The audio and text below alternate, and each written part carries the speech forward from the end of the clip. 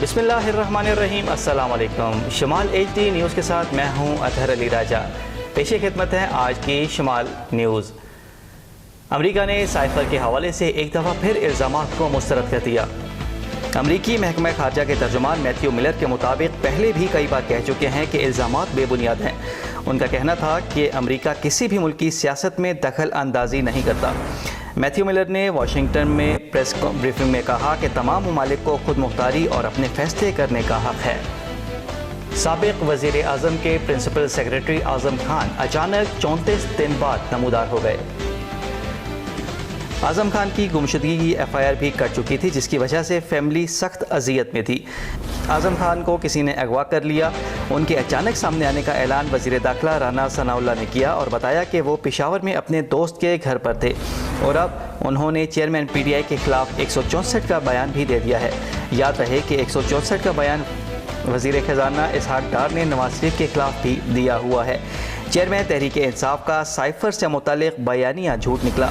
साबिक़ वज़ीर आज़म के principal secretary Azam Khan ने बयान रिकॉर्ड करवाया और कहा कि सियासी मकासद के लिए साइफर का ड्रामा रचाया गया। तहरीक अदम एतमाद से बचने के लिए साइफर को बैरूनी साजिश का रंग दिया गया। आज़म खान के मुताबिक चेयरमैन तहरीक इंसाफ ने कहा कि साइफर को गलत रंग देकर अवाम का बयानिया बदल दूंगा। उन्होंने कहा कि अवाम में इदारों के खिलाफ नफरत का बीज बोया गया। चेयरमैन ने मुझसे साइफर 9 मार्च को लिया और बाद में गुम कर दिया। कायद जमीयत उलमाए इस्लाम मौलाना फजलुर रहमान का बड़ा बयान। कहा कि चेयरमैन PTI ने अवाम को गुमराह करने की साजिश की। वक्त गुजरने के साथ साथ हक़ाइक़ सामने आ रहे हैं।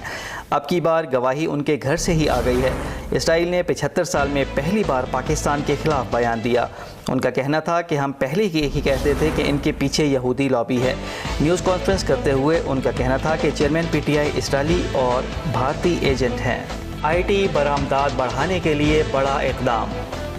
खुसूसी सरमायाकारी सहूलत काउंसिल के तहत शेड्यूल्ड सेमिनार में वज़ीर आज़म शहबाज शरीफ और army chief general Asim Munir की भी खुसूसी शिरकत। सेमिनार में खलीजी ममालिक, चीन और UAE से अहम शख्सियात मदऊ हैं। सेमिनार में नेशनल IT और दीगर मनसूबों का इजरा होगा। वफाकी काबीना और अफसरान के असासों की जाँच पड़ताल भी IMF मुआहदे का हिस्सा। 17 से 22 ग्रेड के अफसरान अपने बैरूनी असासे नहीं छुपा सकेंगे।